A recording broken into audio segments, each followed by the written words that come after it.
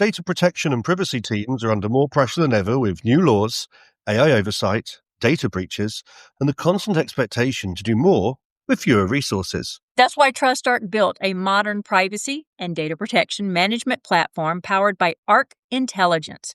It unifies your tools, automates the work that slows you down, and surfaces what matters most right when you need it. From guided quick actions to our intelligent assistant, Ask Arc, you get credible, contextual answers backed by expert research, not generic AI guesses. Finally, privacy that works the way privacy pros work. Learn how TrustArc helps teams move faster with confidence at trustarc.com/serious-privacy.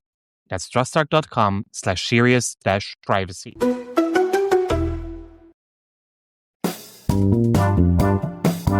This is Serious Privacy, powered by TrustArc.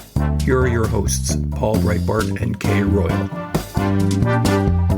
Last week, you heard the live episode we recorded in Stockholm. But of course, that was not the only recording we made during the Nordic Privacy Arena 2023. During the breaks and after the conference, we also interviewed some people, and those interviews you hear today. First up is Alan Frank, IT security specialist at the Danish Data Protection Agency, who talks about the Google Chromebook investigation. Next is Niels Ingdahl, the DPO for the Church of Norway. And after that, you'll hear a contribution from our Grumpy GDPR podcast colleague, Rie Valle, with her review of the conference. We wrap up today's episode with Caroline Olstedt-Karlström, the chair of the Swedish Data Protection Forum that organized the conference. If it wasn't so cheesy, I would almost refer to this episode as a smorgasbord of Nordic goodies. My name is Paul Breitbart. And I'm Kay Royal, and welcome to Serious Privacy, or should I say, Välkommen till Serious Privacy. Oh yes, absolutely. You should. I think I did a Serious little better that time. Oh my goodness, yes. So I'm still, along with Paul, just riding along still on how fabulous it was to be at the Nordic Privacy Arena.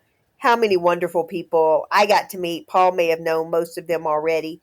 I was so impressed by all the female leads of the data protection agencies. So just, yes, eventually we'll come down from this high. Maybe not. Who knows? Maybe not. We're geeks enough not to come down. So let's see. Absolutely. But if there is any other conference organizer out there that would like us live on stage, we love to do it because this was so much fun to have an audience in front of you and look to people in the face that otherwise you only think you know are on the other side of what you of the earpods or the speakers or whatever you use to listen to the podcast. To be able to look our audience into the face was really a lot of fun. Even made better by some of the applause that we received. That was just humbling. Yes, it was. And to hear from the attendees that so many of them were already fans of the podcast already, but that they really enjoyed being able to watch us.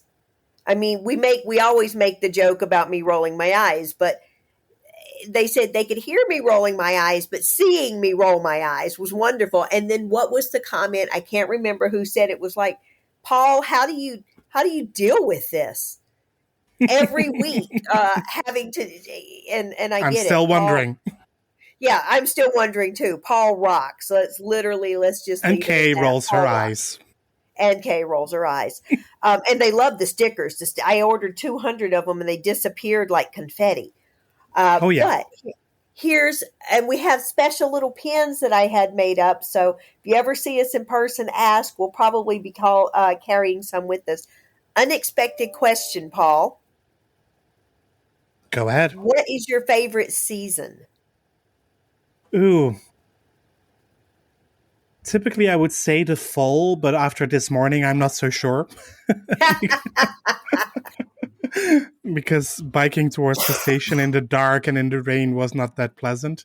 No, I think it's somewhere between fall and spring. And I like that the days are slightly shorter, that it can be a bit colder outside, so you can cozy up inside, have some good food. And I mean, summer is more for white wine in my perspective, and the fall and the spring you can also do more heavy red wines. So a nice wine, a nice stew, heating on, good company.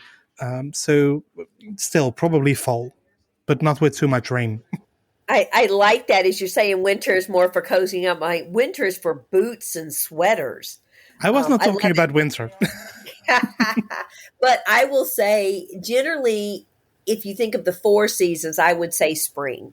I love the life that comes out, the blooming, and Mississippi is absolutely gorgeous in the spring with the rolling hills and the trees, the bushes, the grass, the weeds, everything is flowering and blooming, and it's just beautiful. However, my In South favorite Carolina.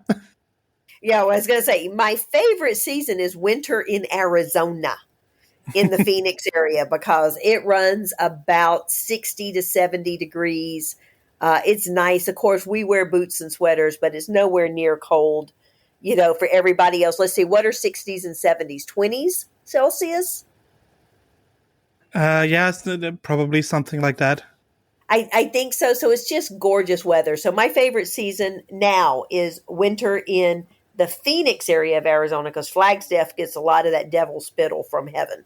And I don't like that stuff. That white stuff is nasty. Oh, I do I've like never been in more than a few inches. Let's just put it like that. If you put me in 6 feet of snow, I think I would just go comatose and not know what to do. I do like a very good crisp winter's day when there is indeed snow and bright blue skies and sunshine. Yeah. That's fun, but as a season, no, probably still a dry fall. Indian Nice. summer, that idea. Now I'm in the mountains now, and so I am looking forward to seeing some beautiful fall colors, because of course that doesn't exist in Arizona. So I'm looking forward to that. So moving back to the conference, and you said first we were hearing from... We first hear from Alan, so from the Danish DPA on their Google investigations. Beautiful. Let's move into that. Okay, let's kick it off. Okay. Here we go.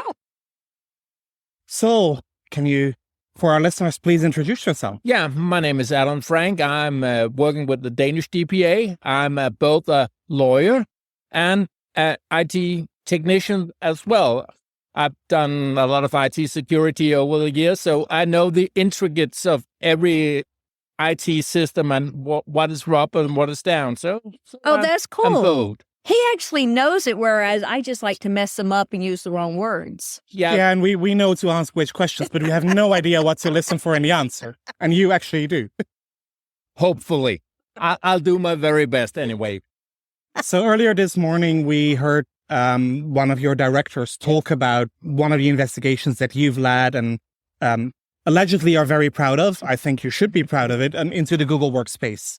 The Google Chromebook? Yeah. Oh, That's me. I'm the infamous Google Chromebook guy. I love it. So can you tell us more? Why start the investigation? Yeah, it started off with a dad who was intrigued that his son suddenly should have a YouTube account. And it started as a complaint that way around.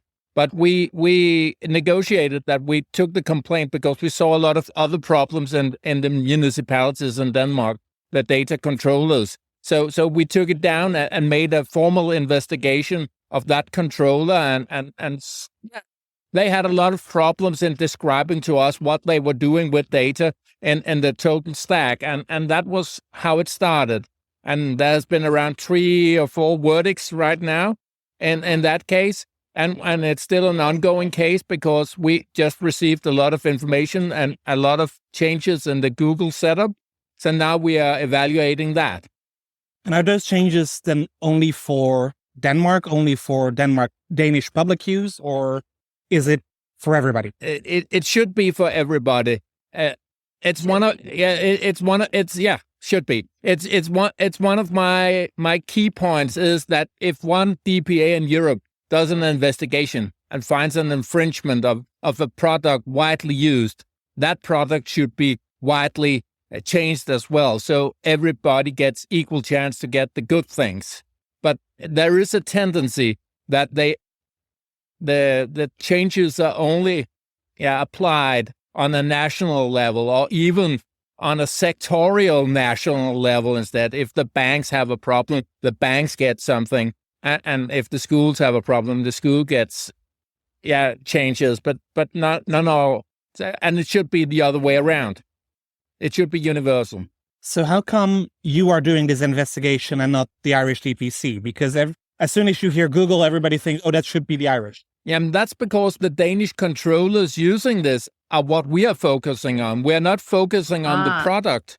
We are focusing on how a controller should act as a controller, to be in control of your processing activities and to be in control of your processors and your sub-processors. And that's what we are looking into. What the controller is doing, and the controllers are under our jurisdictions. Right. And Paul, you and I have brought that up a couple of times before, that several of these very, very powerful processors, sub-processors are falling in the line of fire, but because they're in the processor role, it's the controllers, which is where the National Data Protection Authorities are finding the nexus there. Yeah, which is making it a very interesting rail. It is. It is. And we are not trying to go after either the Irish DPC or certain processes. Right. We are looking on the environment as such. And as such, there is a lot of ambiguity in the contracts. There's a lot of problems in interpreting what is stated in the contract, which data is used by the processor as a controller and things like that. Oh, Google's lawyers are really good. That contract is very every American lawyer ambiguous. Is very good because they have another contractual way of coining things than we have in Europe. So y'all say what you mean and mean what you say. Yeah. We mean about 20 different things, and we get paid for that. Even though you have a mouse hole to creep out of in the end, if that should be a problem. Absolutely. So, Alan, what's next? We saw a lot of the priorities for the Danish DPA for 2023. We are also looking ahead at the next couple of years. I'm sure the Google investigation can take you full time, but will not be your only work. No. We have a lot of focus on the cloud environment as such, not Google in particular, but the cloud environment as such, because the way we consume services and the way we consume AI services tomorrow or the next day or today maybe lends me to think that we have to be good on the basics of things. Be good on the Article 5 things, the fundamental principles. Be good in looking at, can we, as a controller, see eye to eye what processing is being done with the data that my data subjects are being put into this. So that's the way we look at it. Well, it seems that the conference is starting again. So thank you very much for your time. And you're welcome. And nice to meet you, Alan. Very nice. Yeah, he's such a great guy. Well, what I like about him is that he also really understands the technical part. He's not just the lawyer. He understands the legal, of course, but he is really the IT guy, which I think is always fascinating. And what's needed. And what's very much needed, absolutely. But our next guest is actually the one that you were aiming for from the moment he appeared on stage. Yes, Niels. I mean, how many people have ever thought about the fact that a church needs a DPO? Right? Well, and I've been fixated, and y'all have heard, I say fixated, okay, a light fixation, but y'all have heard me say it before. I'm fascinated by the idea, and this is what I shared with Niels too, of the Vatican and what they do, but I never thought outside. I mean, kind of sort of thought outside the Vatican for other churches, but not to the point of what Niels explained what that was and everything that they do. It's just, wow, utterly mind-boggling. But of course, unfortunately, I don't take offense at this. A church is a business too. Yes, absolutely. And with lots of and with lots of special categories of personal data. Yeah, exactly. Just the fact that you're a member of the church is a category of a special data. And that's even considered special data in most places. Religion is considered special data in most places. My name is Nils Indahl. I am the Data Protection Officer of the Church of Norway, which is an officially recognized European religious community under union law. We have 3.6 million members in a country of almost 6 million people. Wow. And we have 349 local entities and 1,200 congregations. And my job is to create an arrangement for data protection and security in the church. Very cool. Yeah, very much so, because I don't think many people realize that also churches process a lot of personal data and that they need a DPO because it's all special categories of data. Not everything we do is special category, but yes, you could potentially be identified as belonging to a particular religion. Right. But at the same time, we're a public taxpayer-financed church, and so when a vicar is a public person, of course, publishing somebody's contact information is not per se special category. But yes, we have to ensure a high security level generally because of the nature of the organization. Sure. So the church is a public sector organization, not private sector. It's a private organization, but it's 60% financed by municipalities and 40% financed by the state. Basically, the way it's done is that the church has a budget per year. Then the budget is divided per member, and then the state pays per head. Wow. What the church needs to run its business over a year. And other religions, so for instance, if you then are the Jewish community, you will get the same sum per head that the Church of Norway gets, and so also Muslim and other religious communities. So, but yes, since it's the leading church, it's the needs of the Church of Norway that guides the financing of other religious communities as well. So that can't be a complicating factor at all, being private with public financing? Well, we're following the Freedom of Information Act, and in many ways we have inherited a cumbersome way of doing things that we inherited from when it was a state organization. So in that sense, we need to reinvent the organization as a private organization. Right. So what are the main challenges that the DPO for a church is facing?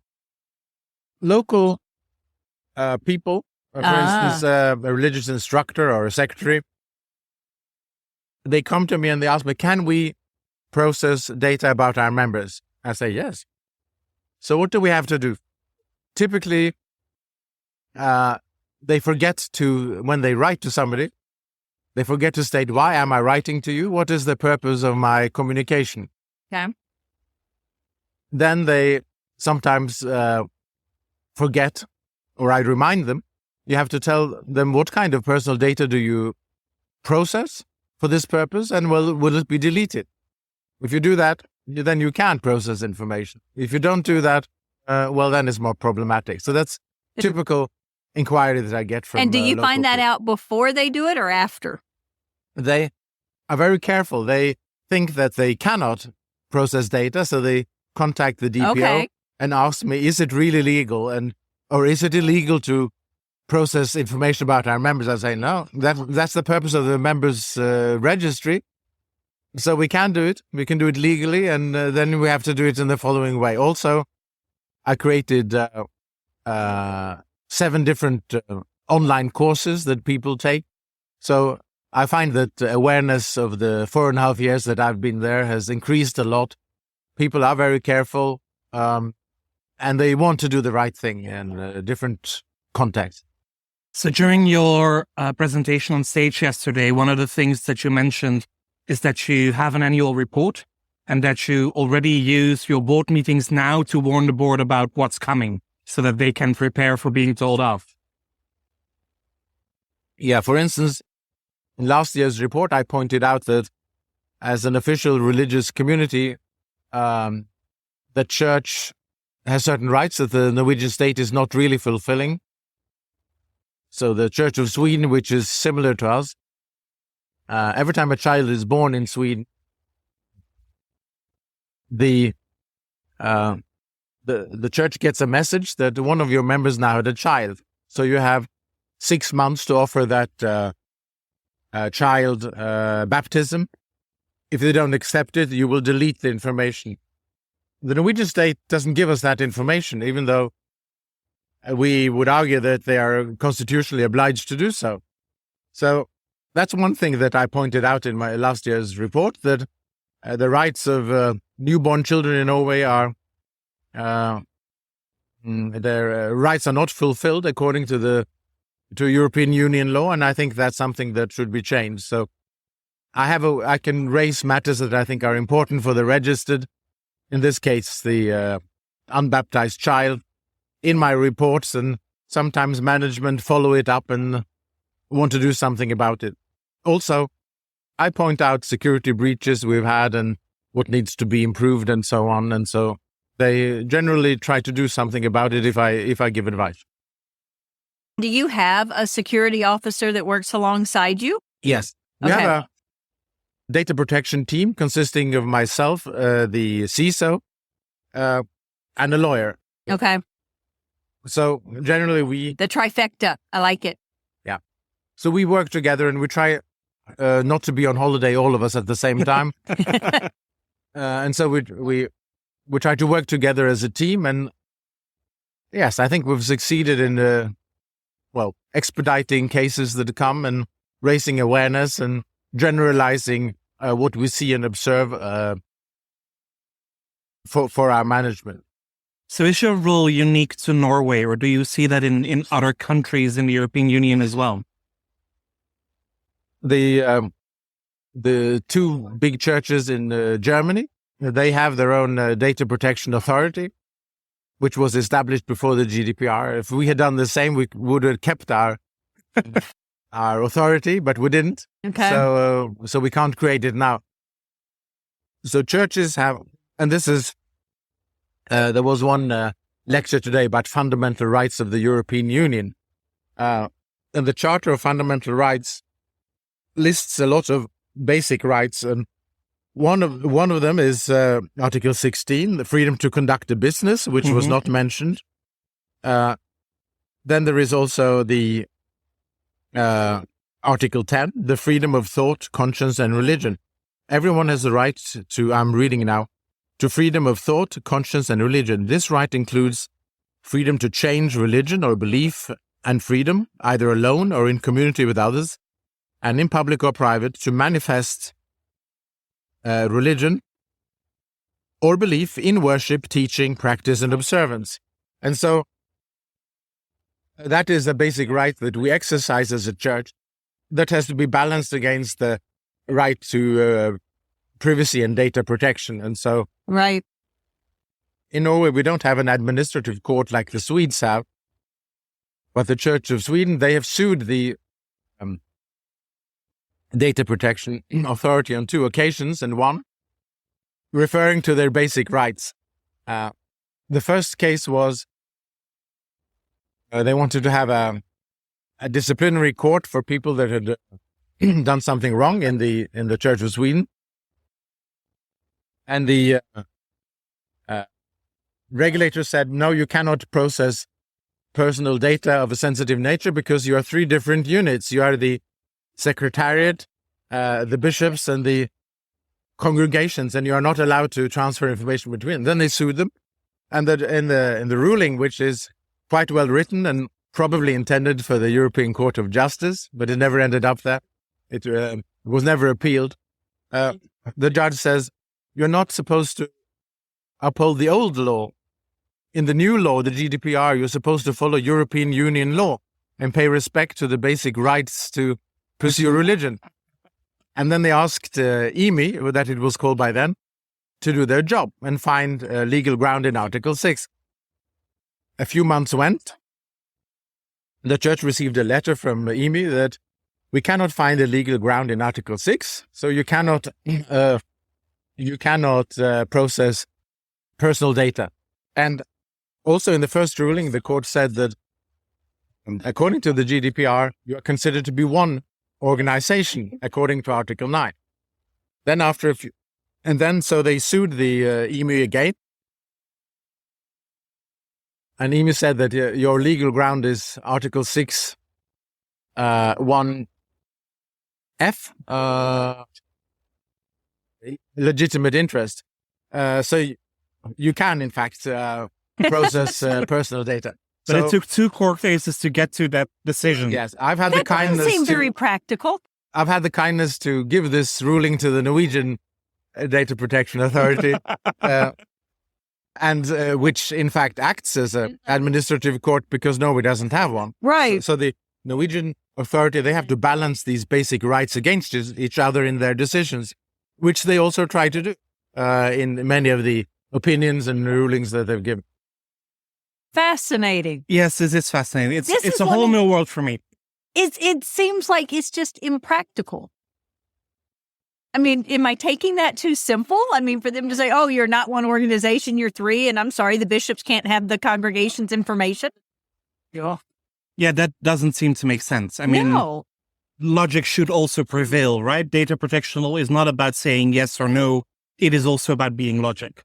Well, but how do you expect the church to attend? I'm sorry, I'm preaching to the choir here. How do you expect the church to take care of the congregation if they can't use their Yeah. Lord have mercy. Well, in the first ruling that I referred to, the court says that because of its membership and structure, the Church of Sweden has to be considered one organization under GDPR Article 9. And so to us in Norway, since we have the same structure, it's been a Right. great help because we know we are one organization because of Right. our structure, and we are entitled to process data about our members. And so we're doing And your it. We're members would exercising it. expect you to do so. I mean, they didn't join the church not to be part of the church. Yes, the purpose of the GDPR is to allow controllers and processors to use personal data for legitimate purposes, and Right. that is what we're doing. Yeah, it's not even a secondary purpose. It's the primary purpose. It's Yeah. crazy. So I've long held a fascination with how does the GDPR and the Vatican work together? Do you have any insight on that? Well, the Vatican claim that they had an arrangement before 2018. Okay. In some countries, they do. I've spoken to their DPOs in some countries, Slovakia and so on. But I think it's generally true that if questions were asked, I'm not sure that they really have an arrangement. They claim they have one. I'm not sure they have it. Who's going to really fight them on it, right? So then it will be up to the regulator in each country, Spain, Ireland, and so on, to enforce the law. Since the Vatican is probably not doing it, even though they claim they do. Right. I was always curious. I figure one day if I talk about it long enough, I'll finally get to someone in the Vatican who can actually answer the questions. And then it makes me a little scared. Seriously. You makes me don't a want little to scared. give up your place in heaven. Exactly. Right. Well, the Pope is from Argentina, and Argentina also has an adequacy decision, so it's a Right. secure third country. So there you Yeah. are. Lucinda, thank you very much for joining us and enjoy the rest of the conference. Thank you. Thank you. Nice to meet you. So our last one is one that I don't think I was privy to. Now, there is one in between, actually, because we also got a recording from Rie Walle. She had to leave the conference yes. before we could interview her, and she felt bad about that. So she sent us a recording with her perspective on the conference, which is actually really nice. And if you do not listen yet to Grumpy GDPR, it's actually a fun it's actually She's a fun not really podcast. grumpy. She is not really grumpy. She can be grumpy, but she's also really funny. And the podcast is too that she makes with a friend Milos. So go listen to that as well, and also go listen Yes. to the English language episodes of Data Ministeriet, which are Yes. also really fun. The biggest highlight for me was, without a doubt, meeting so many fellow DPOs and other practitioners in person, not least the wonderful Paul and Kay Royal. Another highlight, of course, was having all 5 directors from the Nordic Data Protection Authorities present, including the current chair of the EDPB. What a treat! They all had some key insights, too many to repeat here, so I'll point out the one thing that felt extra special. A sense that our authorities are shifting towards a more practical and pragmatic approach. As you mentioned yourself, Paul, it's like coming down from the ivory tower. I think this is crucial in succeeding with compliance on a big level, and it was so refreshing to hear how these leaders think.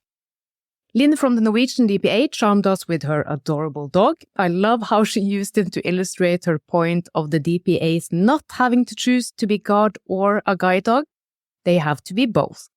She also gave a brilliant talk about her journey from the dark side as a former corporate lawyer to a supervisor.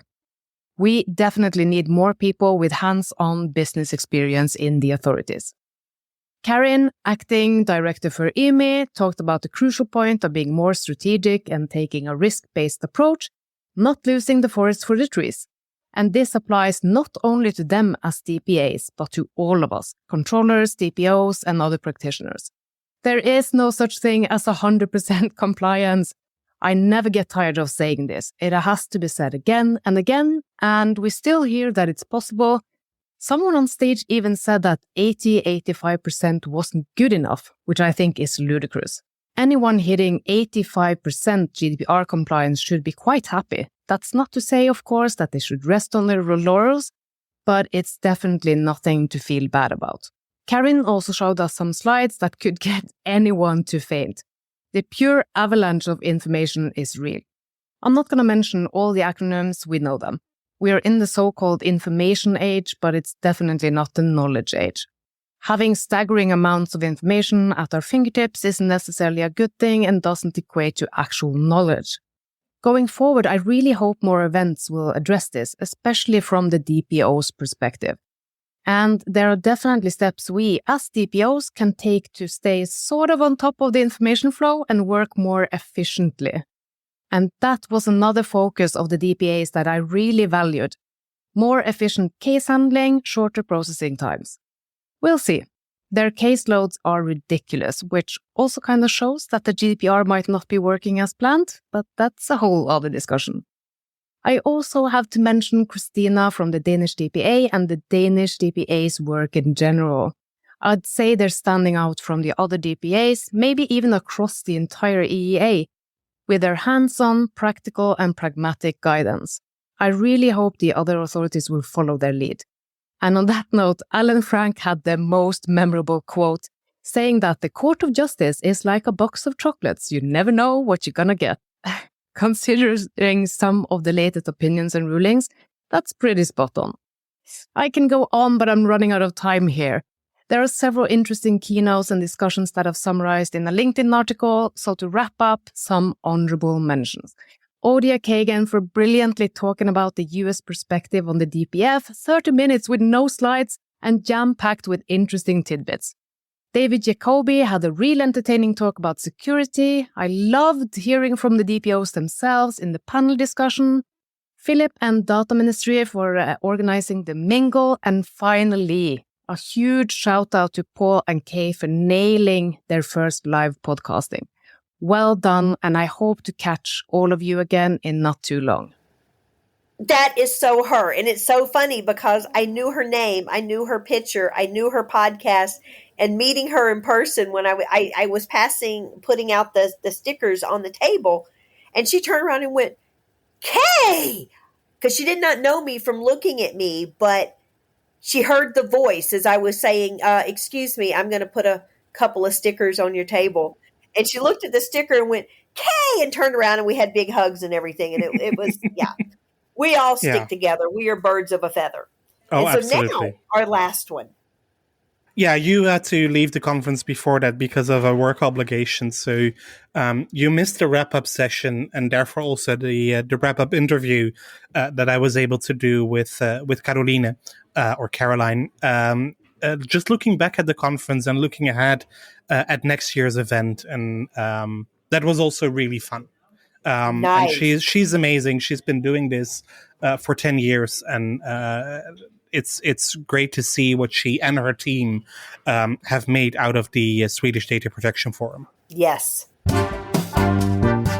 This is a bit unfamiliar to me. There's always things that we lawyers need to do that are unfamiliar, Caroline. Exactly. Just step out of the comfort zone. Exactly. And that's, for me, that was also starting with podcasting and starting to hear my own voice because we do all the edits ourselves, and then you really need to adjust yourself to your own voice, which is interesting, to say the least. Carolina, we just finished day 2 of a very successful Nordic Privacy Arena. Big audience, good turnout, both here in the room and also online. How do you look back at the conference? Yes. And thank you so much for being here with us and taking part in the discussion, driving the discussion. I think that is really awesome. And right now, I have probably not processed it all. It takes a while to do that. But what I really noticed during these 2 days is I see a shift. But there is still a shift in people are so engaged. Mm-hmm. They are participating. And someone mentioned to me when I spoke to him, he was sitting right here at the back of the room. And he said specifically that he had noted that people are not actually doing things on their phones, but they are listening. Absolutely. So it was a very eager audience, which is great. So I think that we managed to find a good program, interesting speakers. And I think also that there's a shift in how many organizations now are trying to step up again. So really also taking what we call it GDPR 3.0. We're now over into the third phase. But it also means that people are really looking to hear more about how are other organizations doing. Can I learn? Can I do something? Absolutely. So the core topic for the conference was balancing risk and opportunities in a world of colliding interests. Did we manage to cover that topic, or did other topics take the lead suddenly out of the conversation? A little bit of both, perhaps. I think it's really interesting to see. And we have, like, for instance, the panel where we said privacy and cybersecurity. Is that a marriage that would even work? How does it work? That was an example. And also the discussions around the conventions, European conventions, etc. I think we have reflected a lot now on that.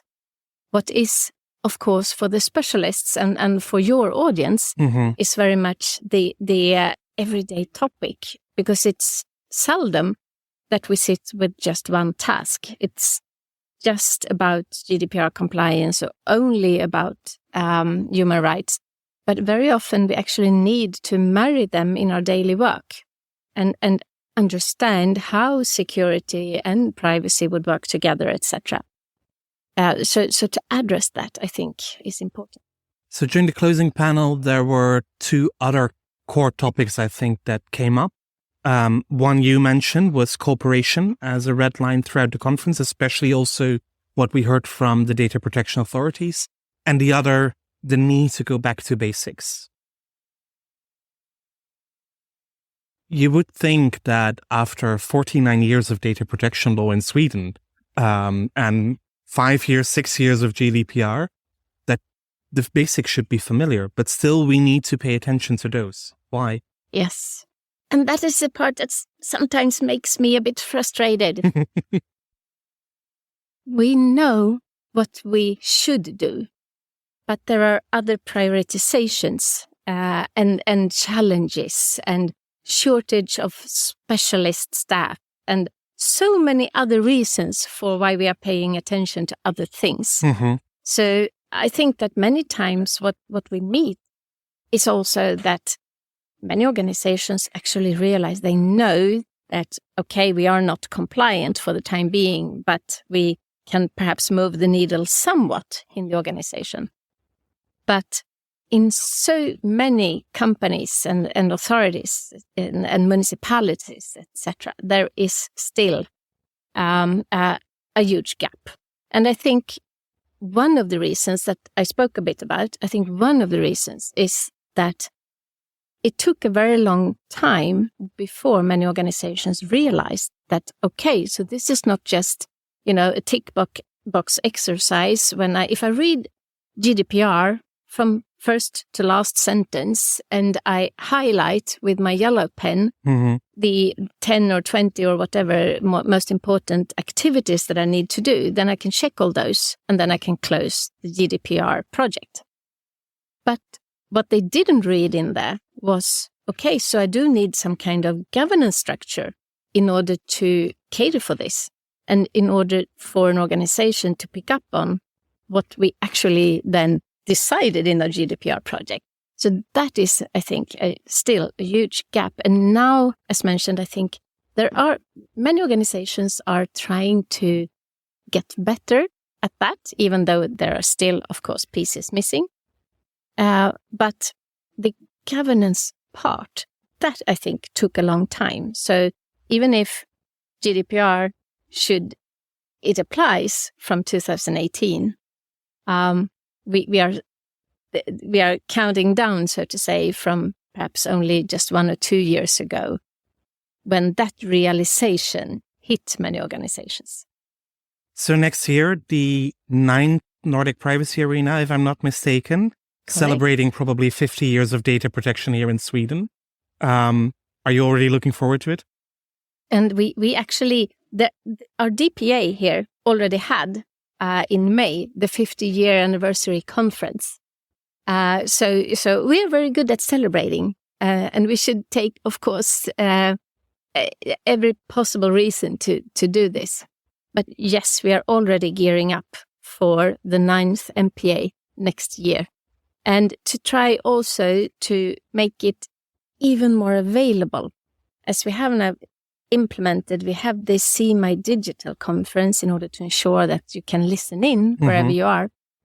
But still, I think it's great to see that we have participants from not just from Europe, but from the US, as you have seen, and other places as well, to actually have a vivid conversation in the room. Would you have any suggestions for us on what to have as a theme for next year's conference? Well, I think certainly the 50 years of data protection is something that we should celebrate.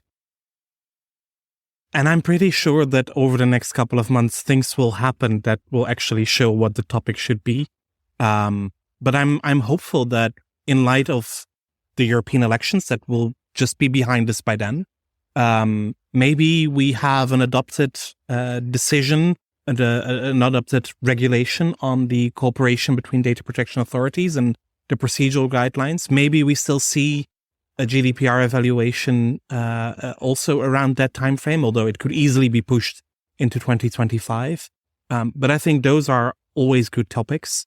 And as I think you also mentioned, we need to get into the classroom. We need to get to the parents to make sure that the children that grow up now in this digital age, that they are actually well trained to deal with everything that's happening in the digital society. Not because it's scary, not because it's wrong, but just so that they are prepared for the world that's coming, and that the parents are prepared too.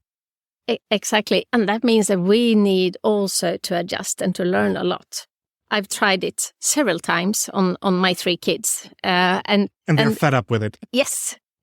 And the way I speak about data privacy, the way I act, the things that I'm focused on, it doesn't work on them. So we need completely new ways of doing it. And I think it was interesting when we heard here that one of the DPAs there is a game on their website available for schools.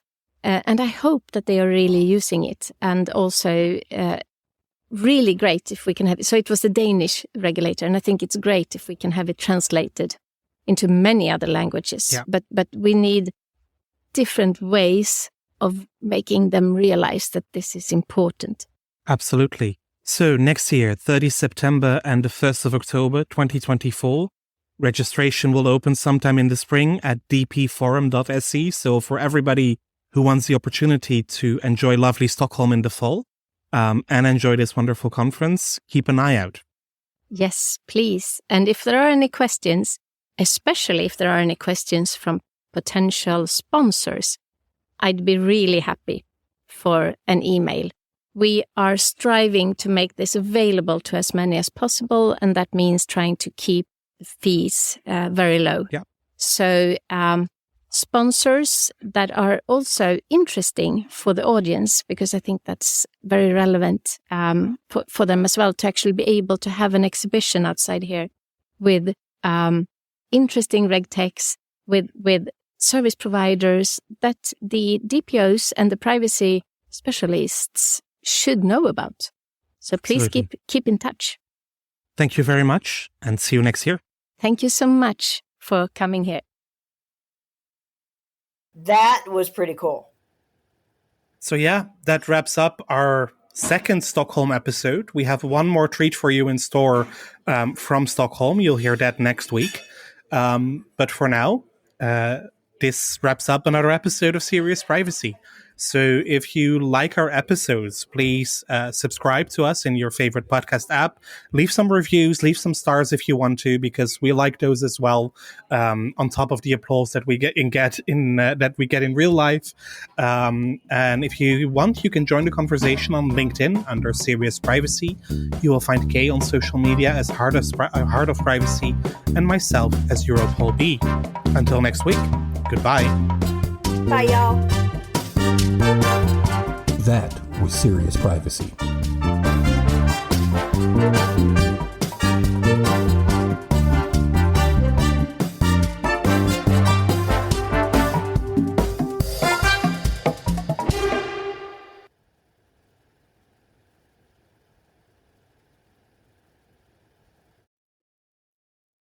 If you're a data protection or privacy professional, you already know the pressure. Non-stop regulatory change, AI oversight, internal demands, and the expectation to somehow stay ahead of it all. And the old patchwork of tools just isn't cutting it anymore. No, that's why TrustArc created a modern privacy management platform powered by Arc Intelligence. The TrustArc platform brings your workflows, evidence, research, tasks, and applications all together in one unified and intelligent workspace, so you don't waste time digging, clicking, or context switching. With Ask Arc, your privacy assistant, you can ask plain language questions about laws, jurisdictions, or even your own program data, and get credible, cited answers based on NIMD research and more than 1,000 global laws. It's explainable, transparent, and purpose-built for data protection and privacy. So if you need to add a vendor, create a cookie banner, or start an assessment, quick actions take formally complex tasks, turn them into bite-sized guided workflows to save you time. It's a platform that thinks like you, works like you, and helps you move faster with confidence, whether you're a seasoned DPO or you're just getting started. See how modern privacy gets done. Explore Arc at trustarc.com/serious-privacy. That's trustarc.com/serious-privacy.